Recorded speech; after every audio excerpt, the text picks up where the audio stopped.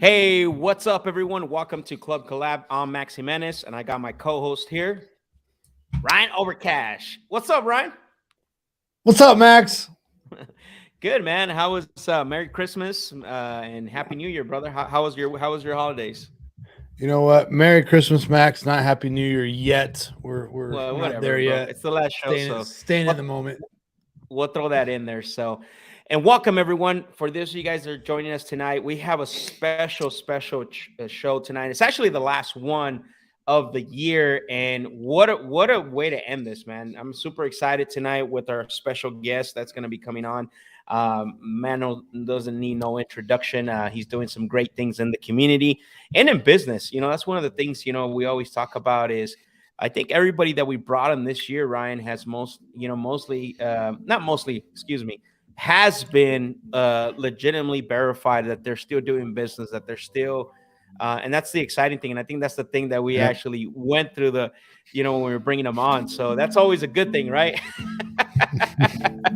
100%. Works. I'm hearing some music. I don't know if it's you, brother, but extremely excited tonight. But before we bring him on, I want to remind you, this is a live show, so make sure that you guys are ready with your questions, your comments. I want to make sure that you bring it for our guest tonight, Mr. Eric Cline. I want to make sure that you bring it and ask him your questions. Like I said, I know he's going to bring it. I jumped in his sales training. I think he did last week. I was in there for a little bit, and man, he was on fire, amazing. Obviously, we all have our own styles, and there's many ways to skin a cat. There is no wrong way. There is no right way. There is a way, and you got to grab onto that way and run with it and do something with it. So, again, I want to remind you, this is a live show. I encourage you to not only ask questions, but share this with someone right now. Before I bring them on, I want you to share this episode with someone right now that needs to get better, that's struggling right now. Potentially, the only thing that's going to push them is maybe hearing a word tonight about how to get better, right? Talking, having conversations. And what a way to end the year, Ryan. I'm excited, man. How about you, brother? Yeah, no, absolutely. A guy that has all kinds of energy, man. I mean, everyone talks about his energy. Every time I see him, whether it's on IG or in person, he just has this energy about him. He brings his own style, as you mentioned. It's awesome. He's helped a lot of people. He's doing big things in the game. Him and Tony, they started doing big things pretty quick, right off the bat. That's one thing that stuck out to me really quick too, as somebody from, outside who come into the game and just killed it right off the bat. So that's kind of unheard of. Absolutely. And guys, drop some fire emojis and some thumbs up if you're ready tonight. Appreciate it. Alondra, thank you for being on. Antonio said this episode is going to be lit. Oh yeah, we're super excited. Jesse, let's get it. I appreciate you. Michael, yo, what's going on, brother? Latrell, what's up, bro? I appreciate you for always supporting this show and always being a fan, of what we're doing and moving. But tonight, share this with someone, but share this with someone that needs to get better, that is going to benefit from the show. And without further ado, let's bring on my man, Eric Cline. What's up, buddy? What's up, man? What's up, gents? What's going on, brother? What's going on? Merry Christmas to you, man. And thank you, man. Thank you for coming on tonight, bro. I know you got family. I know you got things going on. This is the last show, like I mentioned backstage, man. What a way to end this, man. I am ready. People, no pressure. And we got people jumping on right now. Gilbert, I appreciate you. But thank you, Eric, for being on tonight. I really appreciate you, my brother. Thank you. Guys, of course, man. It's our pleasure to bring you on and to have you on here. But how's the holidays been so far, brother? Been good, been quiet, a little bit quiet than usual. Had a few family members fly in from Florida, which is nice. Good. My wife needed it. It's the first Christmas she's had to do without her mother So Oh wow, okay, got it. It was a big deal for her. So I'm glad the shit's over with. I was actually just looking at behind me. I still got this Christmas stuff right here. I will be taking that down immediately after this episode. I see that you had to cover it. I'm like, he's covering it up. Awesome, man. Well, I appreciate you, brother, again for being on. You know, obviously, you guys, you and Tony, I think, like Ryan mentioned earlier, I'll touch a little bit on that. I want you to talk a little bit about that, a little bit into the episode, how you guys were able to, come on the scene. And obviously you have some experience, right? You've got some experience when it comes to sales, understanding a process, having a process, the importance of that and all that. But I mean, it's still amazing, brother. And kudos to you and Tony, how you guys got on the scene and how much, how fast, right? You got the results and everything. And I want to talk a little bit about that. I want to hit that, get into that a little bit down the show. Right now, what I want you to do is I know obviously you're a sensation and obviously you got a lot of followers now, but for those, maybe there's that one person that always watches like, who the heck's this guy with this bat in his hand? Tell us a little bit about yourself, brother. And and share with us. Tell us a little bit about you, Eric. Yeah. First and foremost, thank you guys so much for having me on. It's always an honor when somebody asks you to come and speak with them and to an audience. Doesn't matter the size. I'm always honored, literally, because over 13 years ago, nobody wanted me around. Nobody. I had no friends, my fam. I wasn't allowed at fucking Christmas. And to have two gentlemen that, listen, I respect both of you, to ask me to come on to your show, it means the world to me. So for anyone that doesn't know who I am, Eric Cline, 41 years old. I reside in Raleigh, North Carolina. And without going too far back with my story, at 28 years old, man, crack cocaine brought me to my knees. I was helpless, hopeless, and literally did not want to live anymore. And I always say this, I got clean and sales changed my life.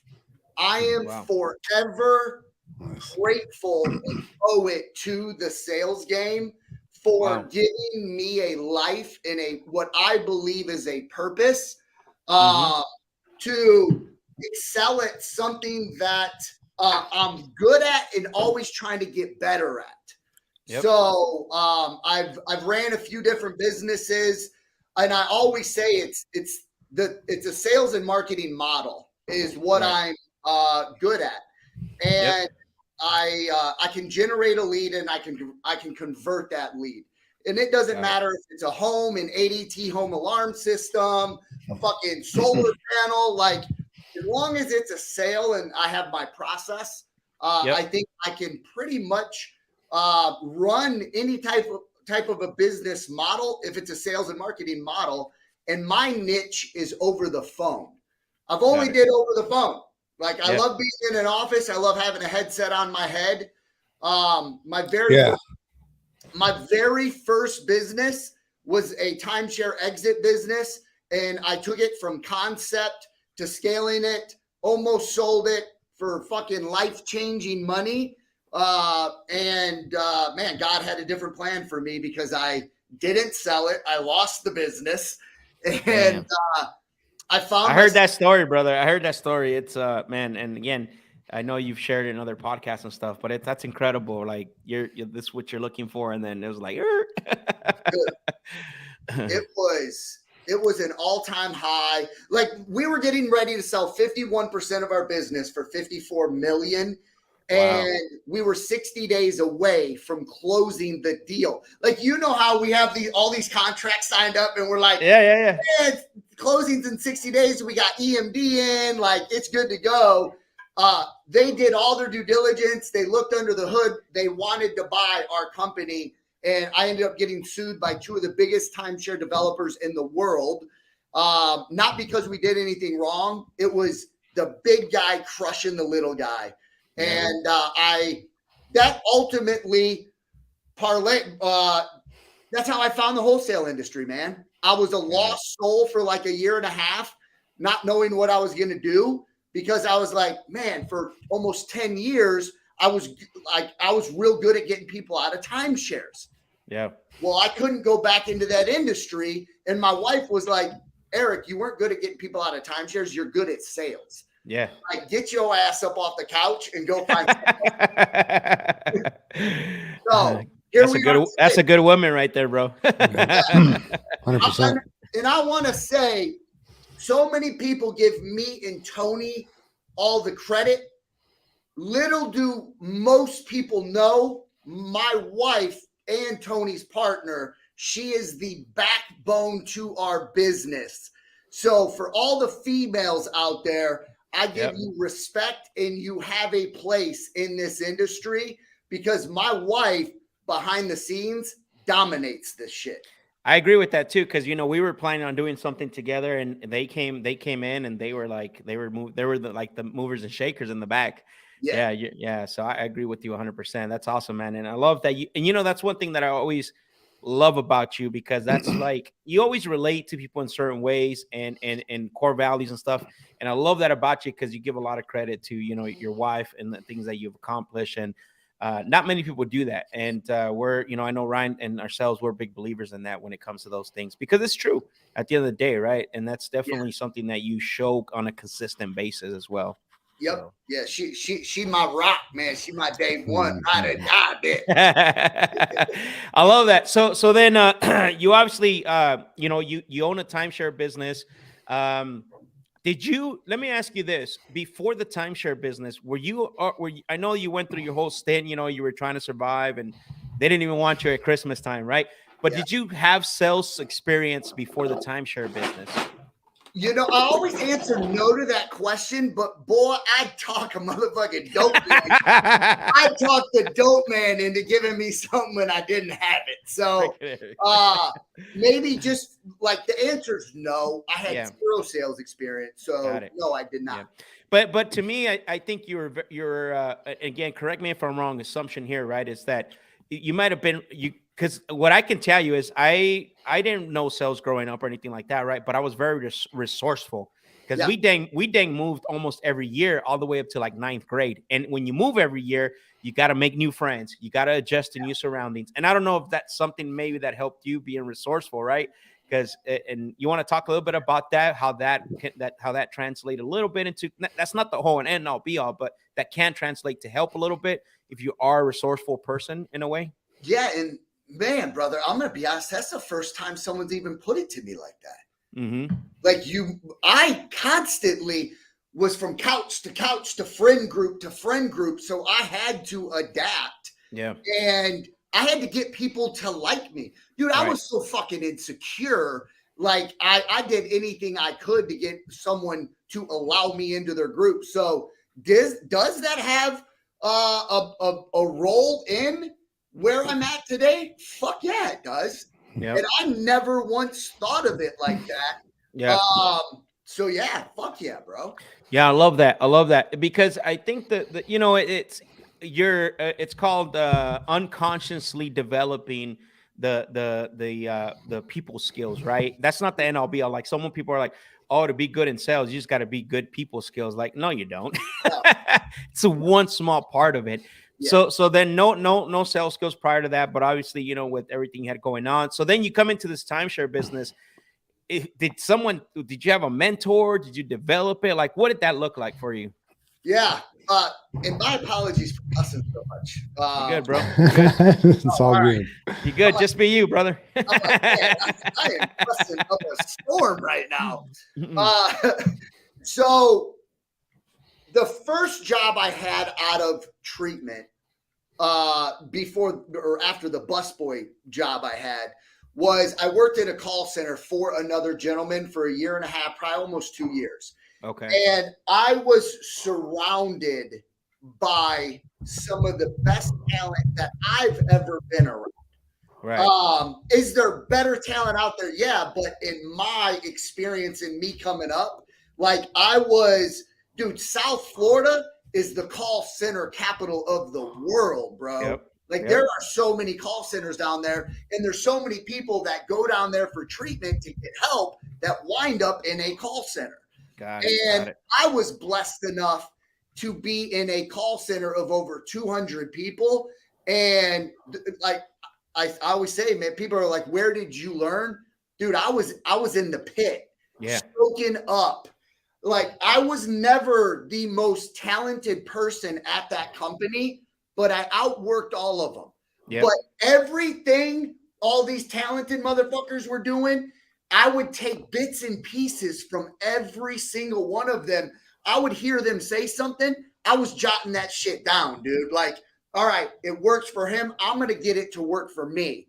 I love it. And over years of being surrounded by that, I acquired a ton of information and knowledge. And then to answer your question, the timeshare model, I knew a guy that knew a guy, and he was like, hey, I know this business model where you can get people out of timeshares. That's all I needed to hear. I bought a stack of leads and I quit my job and I started cold calling. Me and my wife started cold calling leads in a bedroom. And I had no clue what a timeshare was, and I had no clue how to get somebody out of one, but I was pitching the shit. I swear to God, the first person we ever signed up, they said yes to get out of a timeshare. We hung the phone up, and I told my wife, I was like, how the fuck are we going to get this person out of the timeshare? So we started calling other timeshare exit companies, and I'm like, hey, I got somebody locked up under a contract. I get them out. Can I pay you to get them out of this contract? They said, yeah. So for the first year, you generate the leads. I pretty much JV'd. Oh, got it. Wow, dude. And I would pay 50% of my deal to get a company to get them out. Well, I learned the ropes on how to get them out of the timeshare. I paid to play for a whole year. Yep. And my wife worked real closely with the back office of that other company we were JVing our deals with. Yeah. And finally she was like, got this shit. We don't need them no more. And I was like, let's roll. That's awesome, bro. Damn, I love what you just said right now. Because I'm a big believer in this, is that, you know, why do salespeople fail? So there's a bunch of reasons, but one of those is that they don't take action. And what happens is that they try to perfect on something that they're not actually taking action on. Oh, I see this all the time. How can I get better? You know, be overcoming this objection. Can you give me that line? Like, you cannot get better just by receiving the information. It doesn't help your performance. Yeah. You just said a very important thing, is that you didn't know how to get them out of that timeshare. You just went out and took action. But again, the resourcefulness of getting that and then going over to the other company. I love that. You want to talk a little bit about that? Do you see that quite a bit as well too? Like in people who are trying to get into sales and they try to perfect the game before they even go out and take action, and they fall flat on their faces. Happens all the time, man. Yeah, I'm seeing it right now in this space. Right, people will reach out and they're asking all these questions about sales, and I need to get some kind of a course or train. I'm like, motherfucker, you don't need to do anything other than get a phone number, dial it, and start talking. Can I buy your house? Like, that's your first step. Like, you don't. So yeah, I mean, it's what I don't. There's I hear a lot of people say analysis paralysis or something. Yeah. Analysis paralysis means that they just, again, that goes back to what I was saying about. Give me the one-liners. How do I get the people to drop the price? How do I get them to, like? Yeah, there's so much more to it than that. There's way too much more to it than that, and we're getting to that. I love that though. So you started taking action, and then you started building this on your own. And then what did you do? Was it just you and your wife for a little while? Is that what was? It was me, my wife, and we had a third partner. Oh, okay. So there was three of us. I built the sales team. My wife did all the back end fulfillment of getting people out of the timeshare. She ran the whole, would be like the TC department here, because she dealt with the titling companies, the deeds of the timeshares, all that shit. And then our partner did all the marketing. Right. So he would bring in the leads, I'd lock them up, and my wife would get rid of them. And at one time, we had We had over 150 people all under one roof. Dang. And over 100 of them were on my sales floor. Woo, man, that's crazy, bro. How did you manage That's an all that? operation, dude. I'll tell you exactly how we managed that bitch. From 9 in the morning until 2 o'clock in the morning, that thing ran. I had 3 shifts. One, we had a sales process that we all stuck to. Dude, I'd have girls on the clock at certain points throughout the day walking around with trays of colada shots, fucking espresso. I'd keep the AC cold to where nobody could, their eyelids couldn't possibly go fucking, unless they were nodding out on drugs or something. Wired up, cold as a motherfucker. And dude, we flooded that thing. We did 100% inbound leads. We didn't do any outbound. We were spending anywhere from $350,000 to $500,000 a month in marketing. Yeah, so dude, it was. We were cranking when I got shut down. We were the largest timeshare exit company in the United States. Damn, man, that's crazy. Yeah. What type of time span was that from when you guys went on your own to that happened? 2012 up to, we started the company in 2012, and it was a 9-year run. Damn. I mean, go ahead. Eric, I want to ask a little bit more about your mindset, your mind shift, I should say, from starting that to now doing what you're doing. You know, talk a little bit about the mind, how that changed a little bit. Yeah. So when I lost it, when we had to shut that down, when I say lost it, the motherfucking company was taken from me. Yeah. Right. Yep. It was taken from me, dude. And it took me a long time to get over that.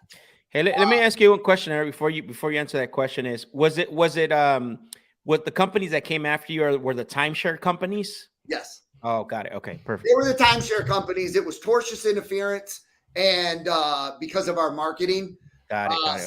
65% of our business model was people that still owed on the paper, and they made a conscious decision to stop making their payments to those timeshare developers.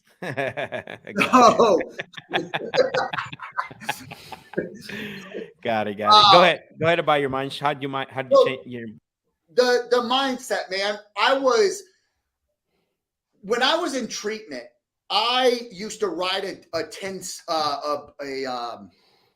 mountain bike that was given to me because I didn't have a license, I didn't have a car, I didn't have anything. Someone gave me a mountain bike, and I used to ride this motherfucker down this street called Las Olas in South Florida. And I used to see all these big houses, never knowing what someone had to do to live in these types of homes. Long story short, I was living in that neighborhood fucking 8 years later. Wow. I was living in that neighborhood, and this all goes to mindset. And I know the topic of tonight is, can anyone be a closer? Yep. Anyone do sales? Yep. Dude, you go back to this date right here, 8909, that's tattooed on my knuckles. I was so fucking insecure with who I was. I could not be in a circle of more than 2 people without having a panic attack, wondering what the fuck they were thinking about me. Like, so the mindset, I grow this business. It happened faster than I ever could have imagined. Before I wasn't even personally ready for that type of growth. Yep. As a man coming from absolutely nothing to building a business the way it was, I was not ready for that growth. Yep. And I wasn't ready for that kind of money. Like, I can say today, I fucked off more money than most people will probably make. Yeah. Most people would ever see either. Yeah, like my wife and I at the peak we were netting $8 million a year. Netting. Wow. And I tell you what, when you come from nothing and you start making that kind of money, and you don't think at some point things could come to an end, bro, it was scary when the faucet got shut off and you're stuck with fucking $13 million in your own personal real estate and travel homes. And like, you got fucking the Rolls Royce. I say all of that to say, like, I'll never put myself or my family in that position again. Yep. Where that was my next question. One, I have only one source of income. I'll never only have one source of income. And I know today shit could get bad tomorrow and you don't even know it's coming. No, you don't. Yeah. And the mindset shift was when that happened, what we were able to do in the wholesale industry took me 3 years to do in the timeshare exit industry. Right. So they may have taken the fucking company from me. What they did not take is my experience and the knowledge that this motherfucker right here soaked up. Right. Damn. That's powerful, man, because that's powerful. And I think one of the things that one of the things that most people where they make the mistake is identifying themselves with a company, with the money, or with whatever the case may be, right? And so when someone goes through that, you know what I mean? You go through a really bad downturn or a downtime, right? Yeah. And but the one thing that we don't stop to realize, like what you gain and who you became, right? And I think that hit you at some point, I'm assuming, right? 100%. I did think I thought I was the company and the company was me. Yeah. I was in South Florida, and I'll just do one more quick backstory of like your ego getting in the way. I had caught attention with my company, like Grant Cardone I was right down the street from his office. I would go to all his 10Xs. He would have me speak. Right. And I got close with him in a short period of time. And when I lost my business, I stopped reaching out to them. And I always say, like, man, when I lost my business, Grant stopped like associating with me. No, it was internally me. Then went back to, I didn't feel I was good enough. Yep. Wow. Like I had this business, I was doing so well, and then I lose it. And it was like, I was stumbling, trying to get on my feet again and find my lane. But as any of us as entrepreneurs, if you're in the game long enough, you're going to get fucking knocked on your ass at some point. And it's our job, as cliche as this may be, you get knocked down, you get the fuck back up, and you just put one foot in front of the other. And it will eventually get better. It's hard to see it when you're in the fucking weeds. But yeah, man, I'm in a good spot today. Heck yeah, man. That's awesome, bro. What a blessing, right? You go through the storm, but then, obviously the sun comes out at some point.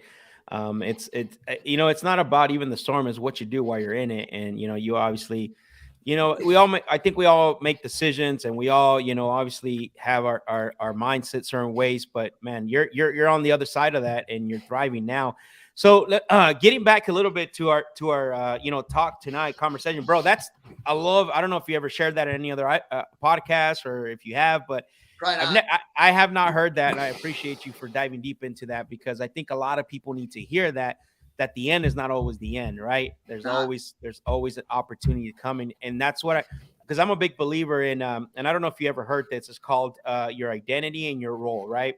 A lot of us have a role that we play. A lot of us, and a lot of us have our identity, which differs from the role. You can have a really bad day. You can have a crappy day in your role, but your identity as a husband, your identity as a father, your identity as a brother, son, whatever it is, that's still good. But some people end up bleeding it together, right? And we all go through that, right? I'm not immune to that. I've been through that. Like, man, I'm not having a good time in my business. And I'm glad that you shared that, because I think that's going to help people that are actually on here. So, yeah, everyone that's on, we're going to get into some real heavy fire here. Drop some fire emojis. Give my man thumbs up. Eric's going off right now. You guys heard it. This is probably, he don't even remember sharing some of this stuff on some other podcasts. So you better give him some thumbs up, some fire emojis, and bring the questions, man. Let me ask you this, going back to what I want to bring up to right now. When you were building, going back to your timeshare business inside, were you building your process? Because I want to get a little bit into your sales process. I know you have is it a five steps or 6 steps? 5 steps. Okay. 5-step sales process. But before you touch on that a little bit, where did that evolve from, and how did that come about? Yeah. So our pitch actually from my last model, I had taken some stuff from the timeshare industry actually, Okay. when people are signing up for timeshares. Okay. And our presentation in my last model, we actually got everybody in front of a computer to where they would go to our website. And my 5 steps was done through a presentation that we did. And it was literally them just going to our website. They'd click on a hidden link that we had where nobody would know it was there unless we told you. They would click on it. And I, like the first few years, I was pitching freestyle. Yep. And then as we started going and we're like, man, let's make this more interactive. We created a pitch on our website, and it was we created the 5 steps. Okay. Now it was geared towards the timeshare exit space. You know, you had your intro, your fact find, why they bought the timeshare, why they went out, and then we went into everything bad about timeshares, the money that we're going to save them. Then we go and we make so it came over about, I would say within about 2.5 years of being in that space is when I personally started creating the 5 steps. And then once we had the team of 100 plus, so we had 40 closers and 60 plus appointment setters, I would know at any given time just by their screen where my closers were at in the process. As soon as they hit step 5, the close, myself and I had a team of managers. They were all TOs. Everyone, every closer, as they're making the offer or presenting the price, I had someone jumping on that line to get ready to TO a deal if needed. What does TO stand for? If you don't, just kind of take over. Okay, anyone if you had a closer, why reinvent the wheel, right? You go to a car salesman, they go behind the counter and get the manager. That's a TO. You're on a timeshare track, they're going to go get the manager. That's a TO. Yep. Yeah, I guess for related to our industry, and you'll probably get into that, is that would be like the underwriter or finance people, right? Yep. So they don't get on the phones, but that's who we would put as that. Awesome. So then it was built in the timeshare, the 5 Exit steps. model. Got it. Yeah. Okay, I got it. See, and then really quick before I jump to the next thing is that I love what you said, because obviously I also have a sales training too, and I've done a lot of sales training. But one thing I always talk about is that in one of my presentations I have this quote that says, if you don't have a sales system of your own or a sales process, you unwillingly default to the buyer's sales system, right? In this case, it would be the seller. And it doesn't say salesperson win, it says salesperson loses, right? Yes. And one of the biggest mistakes that I see salespeople make is that they think that they can go into a call and they're never going to have objections, right? People think they can wing it and with will and grit to get wins. Now, that might work for a little bit, but it's not sustainable.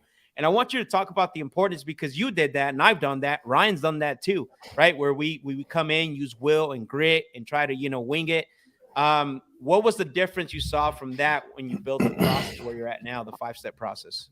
Well, one, it's not scalable. Yeah. You cannot scale having even 3 people on the phones with any consistency. You can't scale that. Nope.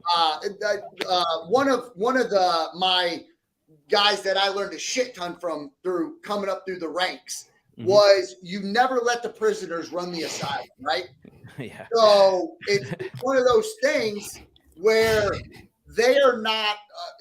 If you're gonna, you got to be able to track what they're saying, not necessarily how they're saying it, because everybody's gonna say something their own way or put their own style. It's almost the same thing, but they're usually dropping it in a different words or their own style, like you're saying. 100%. Yes. Yep. I say with 100% confidence and certainty that we never would have got to the numbers or level that we did without having a sales process. Yeah. You can't let 100 people come into a room and think they know what they're doing and you get the results that you're expecting. It will never, ever happen. Yeah. So by putting a sales process into it, and whether it's mine, yours, anybody's, adapt to something and make it work for you. You got to have something to follow, man. You can't wing it. You can't, like you're saying, you can't use will and grit. It's just not sustainable, right? It's not long-term. It's not. And I love when people talk about my 9-page script. I love it. I love it. They secretly have that fucking thing in their office.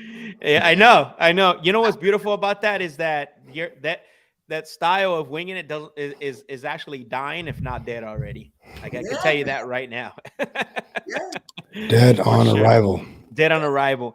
So moving away from the timeshare space, we obviously you develop the process. Now you got your 5 steps. Here's one thing that I always say, and I want to get your thoughts on there, whether you agree or disagree, we're good. I see this struggle that happens to a lot of salespeople when they come from a background of selling a product, a service, right? Car sales, solar sales, timeshare. Well, timeshare, I guess, wouldn't fall in that because I want to talk a little bit about that right now. But services like AC service or, you know what I mean, oil service, they come into the real estate space and they come in with that mentality, but we're not selling any products, right? We're not selling a service. You can maybe call it a service because it is a solution to the problem of what's happening.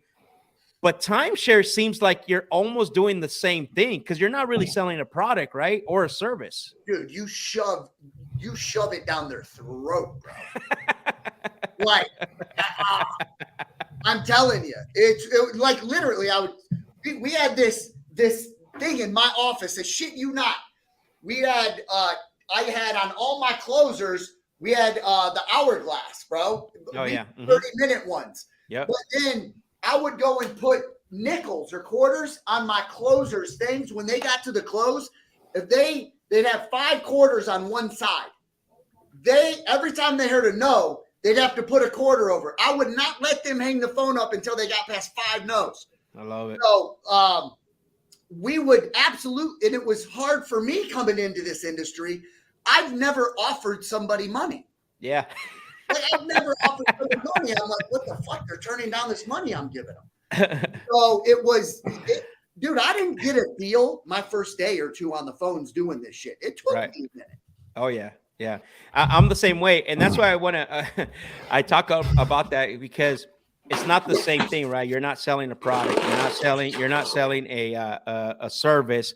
You're actually trying to sell yourself as a solution. And that takes a lot of rapport building. It takes a lot of questions, strategic questions. And it's not, one thing I always tell people is that you have to understand these people, you're doing this maybe once, 5, 10, 15, 20 times a month. The people that we're talking to are doing this once or twice in their life. Yep. And that's the big mistake that I see a lot of people that don't make. So when you don't have a sales process that you put people through, you're gonna what is it called? Not work the leads the way they're supposed to be worked. And I know you're a big fan of that, working the leads. That I think you have a saying. What is it? Love the one you're with. I love that. Yeah. Love the one you're with. I heard it through the song. Yeah. And take every lead to the mat, man. Take every lead to the mat. Yeah, take them all the way. I love that. So then when you came into wholesaling, what were some of the tweaks? What were some of the changes that you had to make? You don't got to go through every single little ones, but what were some of the ones that stood out to you that you were like, holy smoke, I got to go back and change this in your sales process itself? Yeah. So in the timeshare model, I would hit them with, it was a fear-based pitch. Mm-hmm. It was fear-based because I would have them type their numbers into a calculator of how much they're going to spend in a lifetime.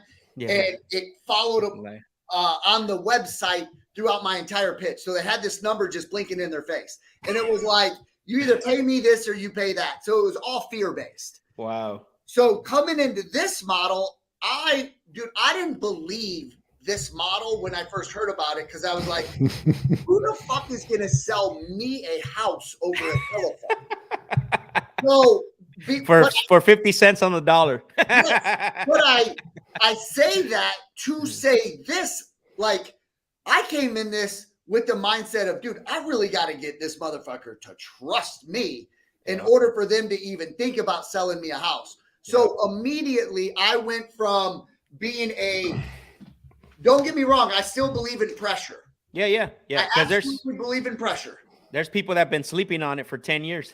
Yeah, and it's needed because I went from being fear-based and shoving it down somebody's throat to rapport is king. And like in this industry, what I've had success with is at the end of the day, all I'm trying to do is separate myself from the competition, get them to like me, trust me, and want to do business with me. And if I can accomplish that, by the end, when I make an offer, they don't even know I'm pressuring them. Yeah, 100%. They really don't. And these people need to be pressured. Yeah. They have to, because I'm a firm believer. If I don't get that deal, they're going to sign a contract with someone with less experience, and they're going to have a horrible experience. Yep. Like they're going to sign a contract they may not close on. So it's my obligation and duty to pressure them as much as I can to get them to sign my contract. Right. No, that's a very powerful statement there. There are people that actually have to be closed. They will not make a decision, save their life. Right. And especially right now that they're, the quote unquote motivated seller is very scarce. Like it's too far, few in between. There's going to be a lot of in the middle that it's going to require high level skills. That's going to require you to actually put pressure. And like you're saying, it's not the pressure of fear based. It's not the pressure of like, I know it's going to cost you, but sign here, right? The Grant Cardone style, but it's the rapport. It's getting them to trust you. It's getting them to feel comfortable doing business with you. But I love that there is times when you have to get them to, basically say, hey, you've been thinking about it. Like, what's more to think about? Hey, it's talking to that old woman that's talked to fucking 50 people. And it's like, Mrs. Jones, we've been on the phone for 45 minutes. You've talked to 50 people already this year. There's no more thinking about it. I'll say shit like this. My hand is literally out. All I need you to do is grab it. And I promise you, I'm going to walk you from where you're at right now, skeptical as can be, wondering if I'm really going to pay you for the house, all the way to the closing table. And the only thing you're going to be doing the day of closing is thanking me that I finally put a little bit of pressure on you. Yeah, let's go, baby. Drop some fire emojis, guys. Damn. Drop some fire emojis, some thumbs up, because that's fire right there. I love it. I love it. Two things you said I'm a big believer of, which is number one is that people usually have to think about it is because number one is they either don't have enough information because you haven't spent too much time with them, and number two, you haven't built trust. There's not enough trust there yet for them to actually work with you. And I think you and I see the eye on that aspect of it. And you and I have went on IG Live and talked about that. I think that's really crucial and important. So now, let's speed this up a little bit. Where you're at now, I mean, how's that transition been? You're done. You're in now. You know that your process works, and now you're like, man, like you guys are humming now, right? And then you and I have DM'd a lot. We've been on a couple of Zoom calls, and I've told you, brother, I really admire what you guys are doing and crushing it, and you did it at a really fast pace. So kudos to you and your team. And obviously, I know that you like to give a lot of props to your team. Where are you at right now? If you want to break into like where you at as far as revenue and what you guys are going to do for 2023. Dude, we literally just did it today because we were setting our goals for 2023. So we did 118 deals this month. This was our first full calendar year in business. Okay. From a January to a December. Right. So we did 118 contracts. We did 2.6 million. It was an average deal size of 21 and change. Nice. January, February, March, I had 3 full-time closers on the phone. Yep. In April, 2 of them got up and walked out. I was left with 1. So the entire rest of the year, I struggled. We brought Rico on in May. He's the young stud, going to be a killer. Lauren's been my OG. She's been with us for a year and a half. So the numbers that I just said, we did that literally with 2 people on the phones. Yeah. And our goal for 2023, which I know we can hit, because we're getting ready to move into a new office and it's built to scale. Our goal is 4 million in assignments, 200 deals, with an average of $20,000 for an assignment. I love it, man. That's amazing. That's amazing. And again, that goes back to, talking about, systematization, right? And I think the problem here, or not, especially in this industry, when it comes to systemizing, they always think like cold callers, CRM, and they never think the aspect of systemizing the sales process. And what happens is that I'll go and ask Ryan, or I'll ask or Eric, how did you get this deal? I don't know. Like, we're in the process. Okay, where in the process did you break down? I don't know. And so when you have your sales process systemized, and this is where we're going to get into for the topic tonight. Now that you have a system, you have a process. Well, guess what? We can take Ryan, we can take Max, we can take Eric, and we can put them in that process. And guess what? They're going to flourish. Do you agree with that, or what are your thoughts on that? 100%. We could pull the recordings on all of my deals or our deals that made it through. I'm not even, dude, we got a shit ton of them that canceled. That's just the ones that funded. Yeah. Every single one of the recordings are going to sound the same as far as hello, what they said in the body of the conversation, the questions they asked, the holds they used, how they came back on, the way they presented the offer. Every single one of them is going to sound the same with the different closer's voice on it. Yep. No, exactly, man. Jesse said it's a process, not a script. Separate yourself and stick to the process is what I learned from Eric Zoom last week. Absolutely, man. Absolutely. No, and you know what's it's interesting because you say that about, it's the same thing with us. Like if you heard every recording, everything's the same, right? The introduction. The only thing I would say is that where you say, okay, this guy doesn't have it is when it comes to the actual, when it comes to the close, right? When there's need pressure to be done, that's where the deflation happens. It's not in the process. It's not in the system. Yeah. It's that prey drive. It's what I call, right, having the it factor. What are your thoughts on that? Man, I'm a firm believer that most people fail at that. They get as soon as it's time to show up to the dance and really start. I mean, anybody can jump on a phone and stick to a process. Yep. Stick to the process. But when it comes time to close and the seller's getting uncomfortable, and most times the closers are getting uncomfortable, pushing past when someone says, I need to think about it. As long as, like, I know when someone says, I need to think about it, I've asked all the right questions. Yep. I got enough ammunition and bullets in the clip, dude, where I'm like, ping, ping, ping. You ain't got to think about shit.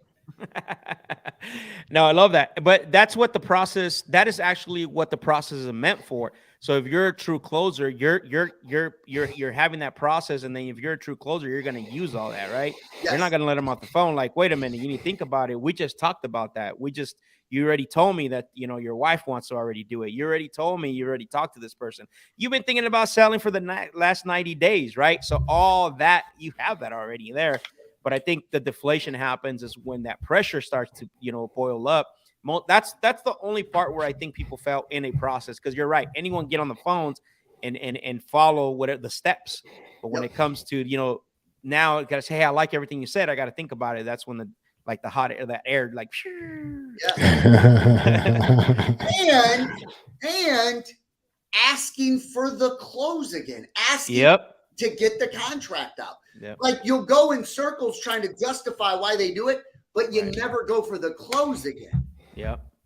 You have to continue to go back to the close. Yeah. Yeah. I call that, I love that you said that, because I think that goes back to the process. It's understanding how to tangibly move the sale forward. because if you don't know what to do next, like how are you supposed to know what to do next, right? And so the process allows you to do that. So I think man, this conversation has been freaking awesome, brother. I think we kind of answered the question. Can anyone become a closer? Anybody. Like anybody. Right. Yeah. Anybody that's willing, anybody that's, that's willing to follow a process. And again, I always say this, if you have a process, you don't need to find like a really aggressive, like this guy that's, that's a culture vulture. And like, you just got to find somebody that has will and is willing to put themselves through the process and is not afraid to ask for the sale and ask for the close. And not only ask for it once, but you said it, right? Ask for it repeatedly. Yep. And they'll flourish in a system where there's a process. So I want to get to some questions. Guys, everyone, man, drop some fire emojis. Eric has been dropping some nuggets. He's been dropping some game. Drop some fire emojis. I want to get to some of your questions. I want to get Eric to answer some of your questions. And I think we have one. Let me go back here really quick. Eric Abdullah Amid says, I want to know more about your sales training. Yeah, man. I did not come on here to promote it, but since you're asking, it's a 5. You can go on my IG link in my bio. I used to do it where I would do it live every 9 weeks, or I would do 6 weeks. And there was enough people that I wasn't able to, like, they wanted it and they needed it now. Yep. So I took the best of my recordings. I put it into a course. You get lifetime access to it. I go over everything from mindset, goal setting, the value of a lead. If you can get this right, listen, the 5 steps is honestly easy. It's not hard to learn it. If you can master this and you understand the value of these leads, that's when you really start making money. So I go over value of a lead. I go in great detail about my 5-step sales process. I break it down in crayon language where fucking anybody can understand it. I go over how to send a contract out, how to get it back signed, negotiating, objections versus complaints, objections and rebuttals, and then follow up.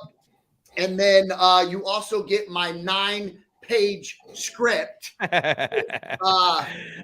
I personally believe if you're going to build a team and you're going to bring somebody from the streets, you want to put them in front of a seller, whether it's virtually or in person. You want to put them in front of them with something that works, and my script fucking works. Yep. No, I love that. I love that you said that about mindset, man. That's one thing, big mistake that I see a lot of, business owners. And I'm glad that you're one of the few that understands that. Like when we used to when obviously even now, like hiring acquisitions people, it's understanding where they're at mentally. Because again, do they really believe that they deserve success? Do they really believe that they can negotiate a $500,000 deal at $200,000, right? Because a lot of us come with head trash. I mean, I think all 3 of us on here, right, grew up with a lot of head trash, and understanding we have to shift that. And I'm glad that you incorporate that in your sales system, which is really, really awesome. Let's see who we got here. David says, on an average, how many deals that you lock up end up falling out of contract? And then there's a second question, that do you have an estimated percentage of deals that fall out? Yeah. So that's changed over this 12 months. Yeah. We had a few people in our dispo department that weren't here for the team. So at one point we had well over a 50% cancellation rate. There was 1 month, and I forget what month it was, we canceled 68 contracts in a month. It was like $1.5678 million in contracts, dude. Yeah. Now, projected profit. Yeah.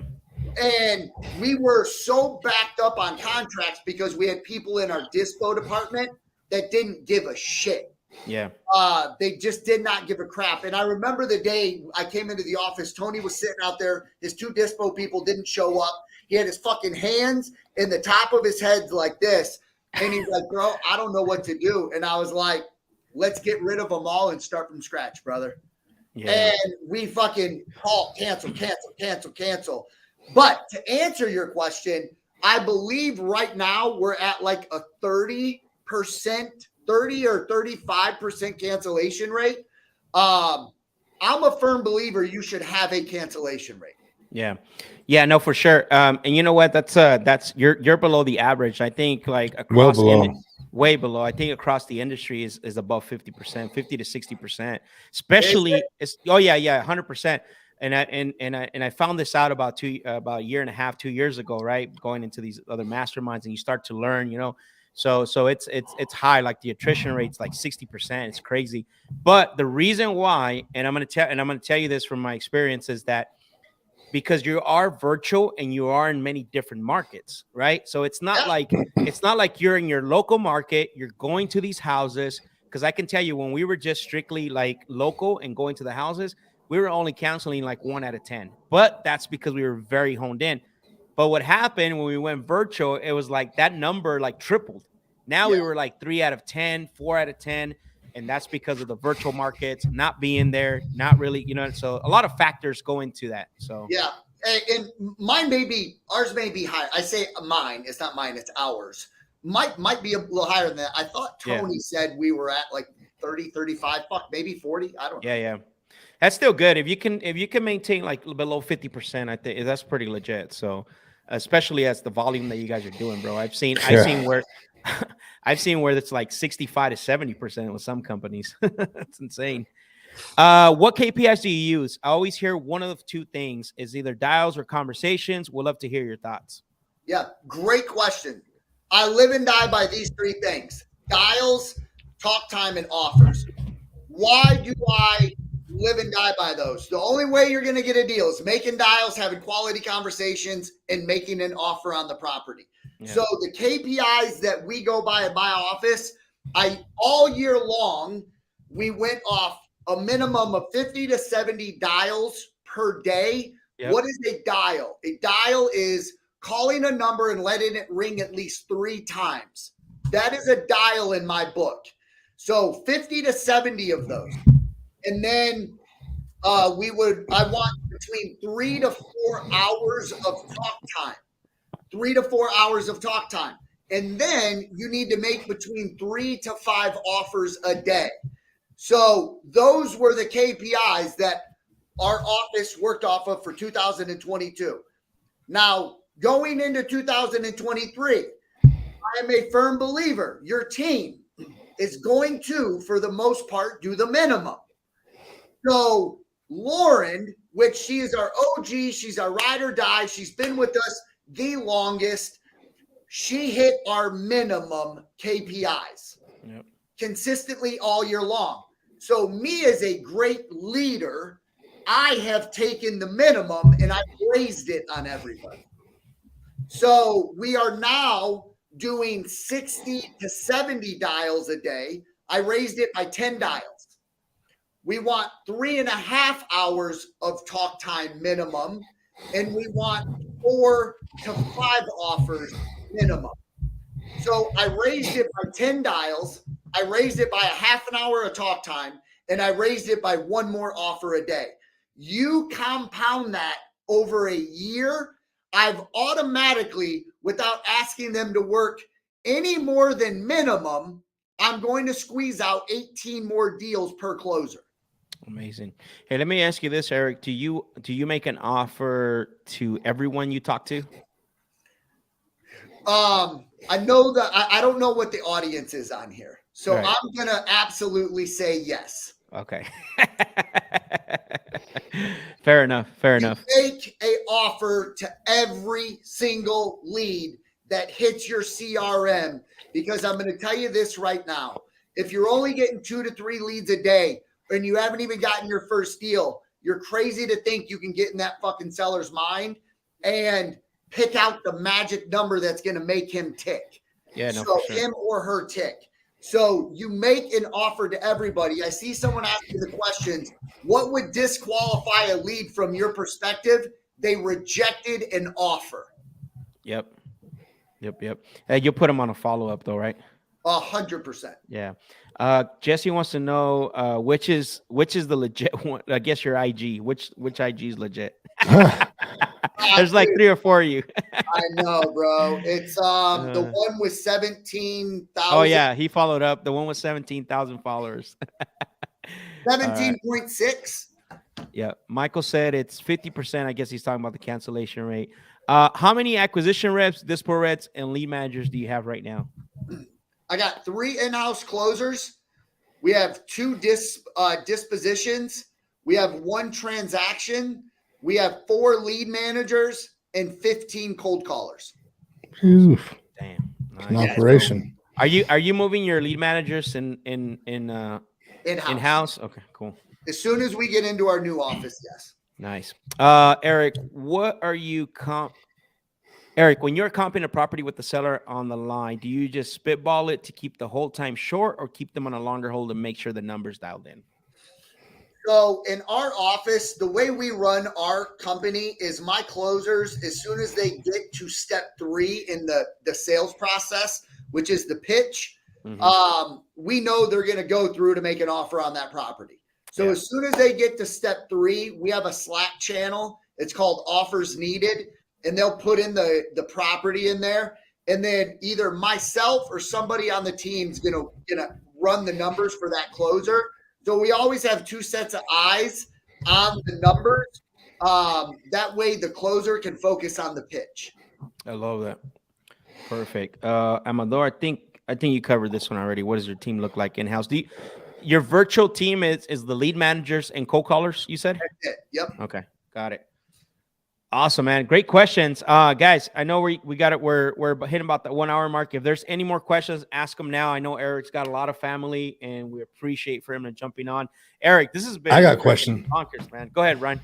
Yeah, no, I got a question. Eric, this is kind of thought about this because I'm thinking about your operations as you're talking about this. Plus, I see you all the time on social media.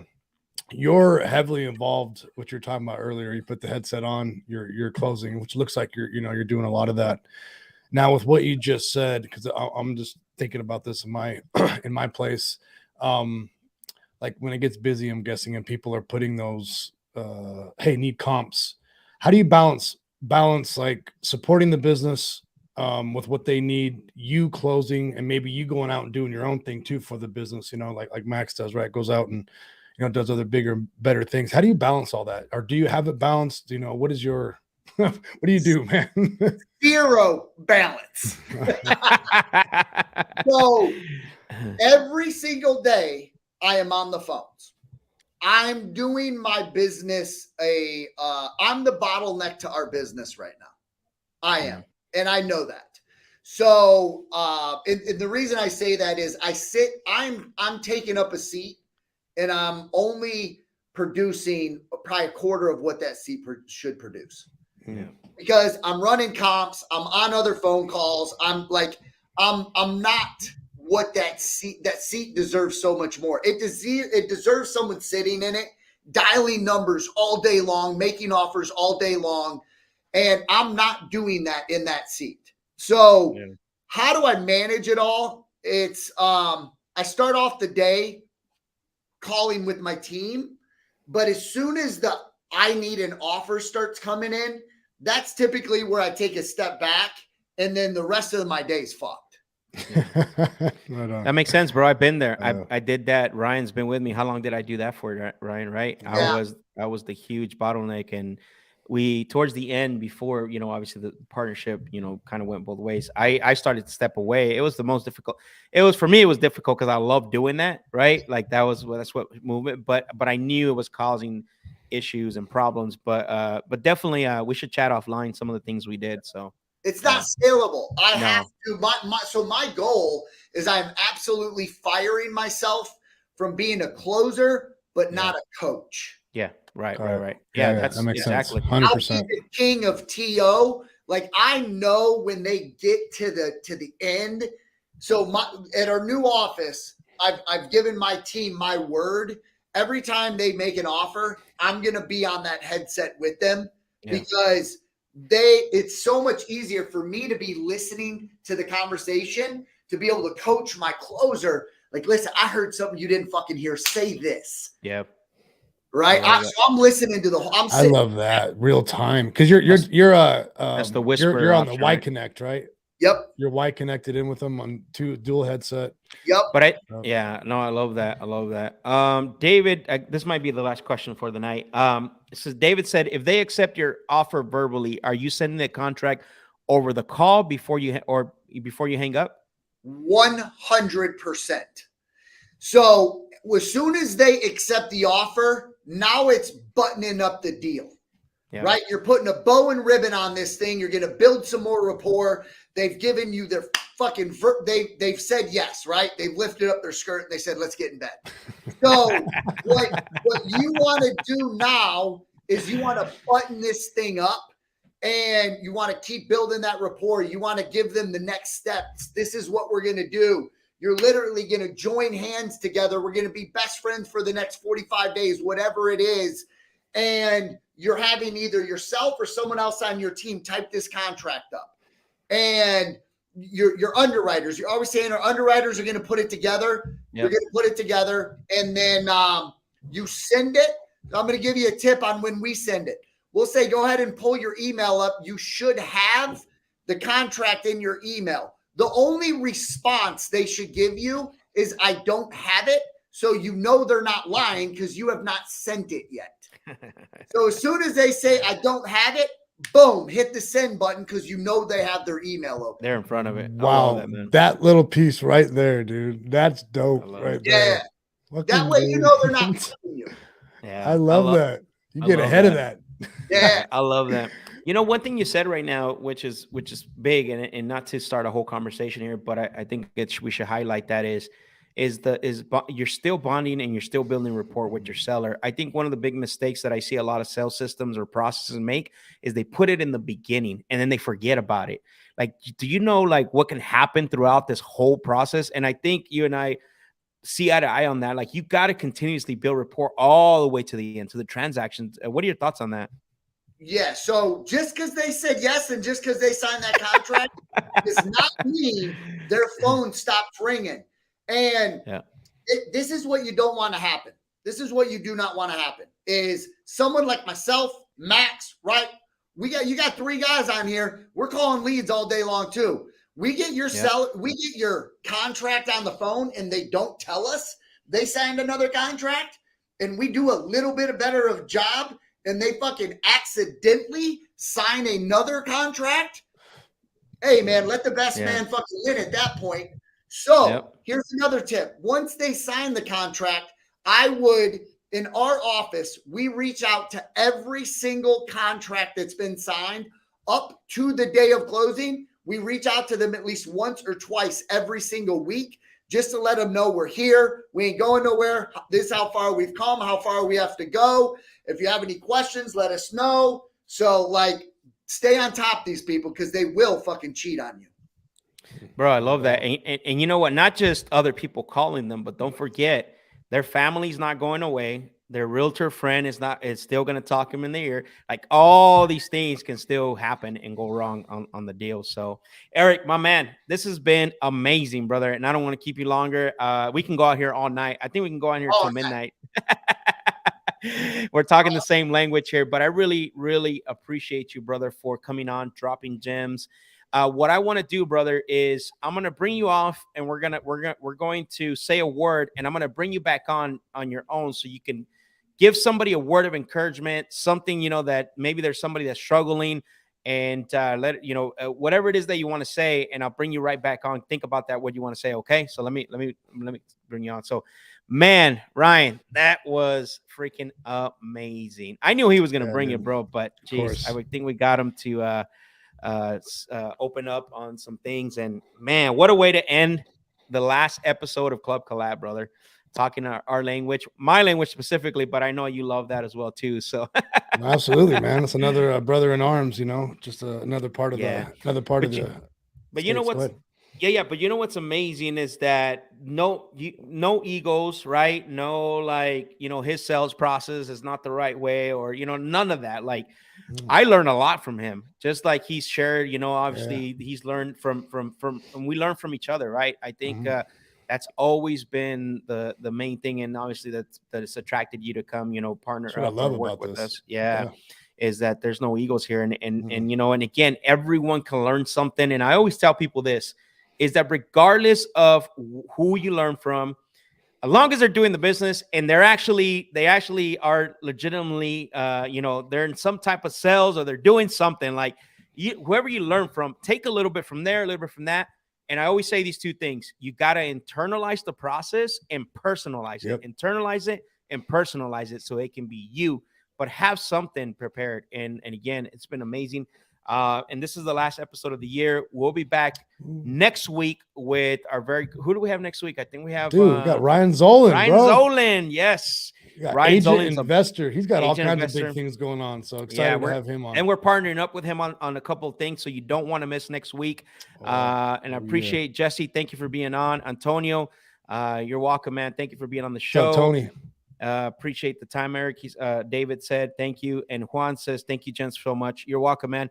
So what I want to do next, I want to bring Eric back, and I'm gonna let him take the stage so that way he can drop a word. Eric, brother, you. Whoa! All right, I think it's just me now. Listen, so the topic tonight was, can anybody be a closer? The answer to the question is abso-fucking-lutely. I don't give a shit what color you are, your background, your level of education, your lack of what you may believe is a skill set. As long as you are hungry enough and you go all in on this shit. I am somebody now at 41 years old, at 28, again, addicted to drugs, helpless, hopeless, almost homeless. Had no fucking clue where my life was going to go. Literally, sales has changed it. Day one, I was not good. I had phone fear, the fear of rejection, commission breath. I had all of it. As long as you stick with it and you adopt a sales process, I don't give a shit who you get it from, but find something out there that you buy into, you stick to, and you ultimately end up perfecting it. There's no good movie or actor out there or sports guy or woman that you know of that before they say action on a set, they're not following some kind of a script. Find one. No athlete goes on the court without a playbook. That's their script. Find one. If nobody has told you today that they believe in you, I promise you, this motherfucker right here believes in you more than you could ever believe in yourself. And the reason I say that is, in the beginning, if I had somebody like me in my corner with the lack of self-esteem that I had, or the I'm not good enough, I don't deserve that, motherfucker, we all deserve it. You deserve to have a good life. I deserve to have a good life. I don't give a fuck what I did in my past. I'm going to make mistakes in the future, but we all deserve to have everything we could possibly want in life. So how do you get that? You surround yourself by like-minded motherfuckers that want to see you win. There's very few people out there that truly want to see you win. You got one standing in front of you right now. I want to see you win right now more than you probably want to win. So get up tomorrow, make shit happen, because ain't nobody going to put food on your plate but you. Let's roll, baby. Amazing advice. And I will now announce to add to that, Eric, thank you, everyone. Happy New Year. Stay safe, and we'll see you next year. Later. My man.